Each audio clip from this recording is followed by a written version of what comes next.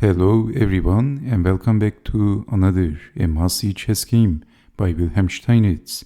And this is a very interactive chess game by Steinitz, and his opponent was Robert Gray in this chess game. And this was a blindfolded chess game, a 7-board blindfolded simul by Wilhelm Steinitz. So this game was played in 1872 in England. So let's see what happened in this very interactive chess game. e4, e5, knight to f3, knight to c6 and bishop to c4. And this is the Italian opening, one of the most played openings in that era. Bishop to c5 and Steinitz plays b4, one of the most popular gambits in that era. Romantic and aggressive. So this is one of the most popular openings of the romantic era of chess. But in nowadays, c3, developing the knight to c3, and d3 is some of the most played openings. But we have b4, the Evans Gambit, bishop takes on b4, c3, and we see some standard moves. E takes on d4, and Wilhelm Steinitz castled.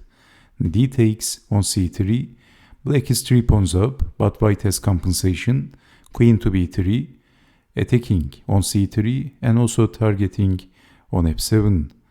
So defending with the queen, and then knight takes on c3. Black is defending the more important f7 pawn, exchanging, and now white is attacking on g7.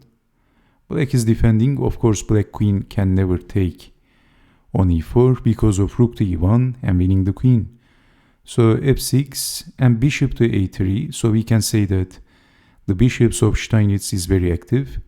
Even though he is 2 pawns down, he has the active position, and black is more defensive. So defending the queen with pushing the pawn d6 and bishop to d5, developing the bishop and defending the knight, rook from f to e1, and black castled, rook from a to b1. And so far actually black was doing okay, but at this moment black made a very bad blunder. He played bishop to e6. Actually queen to e8 should have been considered, and then developing the knight and defending and finishing the development after knight to e7. But in this position, actually this is beyond me. I didn't understand why black played bishop to e6. You can simply capture the knight, capturing back, and then queen takes on c6, and white is much better. Actually, white has a very strong attack in this position, but Wilhelm Steinitz played a very aggressive move. He played, instead of bishop takes knight, he played rook takes on b7. Slashing, dashing attack by Wilhelm Steinitz, and we have king takes on b7. Let's check out the other possibilities. If bishop takes on d5, then e takes on d5. So if defending the queen, capturing the knight.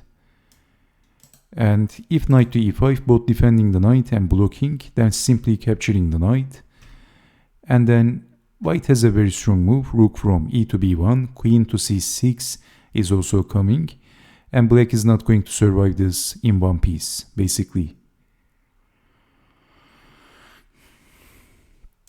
So rook takes on b7 was a very accurate move by Wilhelm Steinitz. If knight to b8, can you see the next move for white? What would you do? The move is sacrificing the exchange. King takes on b8, checking the king, and basically black is getting checkmated by force.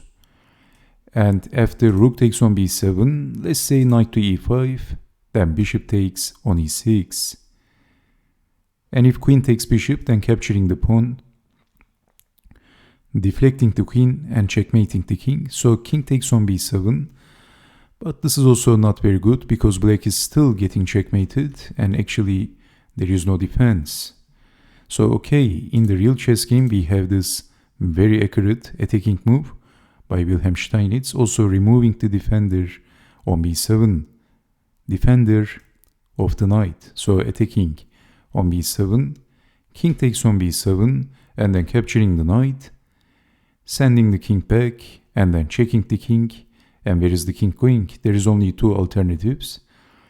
King to d7 or king to b8. We have king to d7 and Steinitz says you can run but you can't hide. He played bishop to c6, check, mate.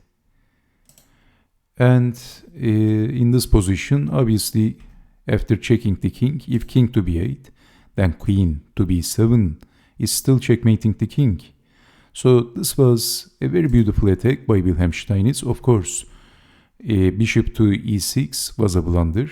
Maybe black was hoping that I didn't understand the purpose of this move, but after capturing the knight, capturing the bishop with the pawn, queen takes pawn, and maybe the idea was queen to e8, is taking the king to a walk, and maybe hoping for the best.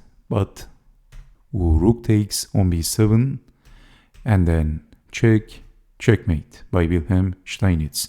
And don't forget that this was actually a blindfolded chess game by Wilhelm Steinitz. He was simultaneously playing against 7 different opponents at the same time. And according to the Stockfish, actually Wilhelm Steinitz, every move of Steinitz was accurate, and the very best or the second best moves constantly. So he was actually a very accurate, a very strong chess player for this time.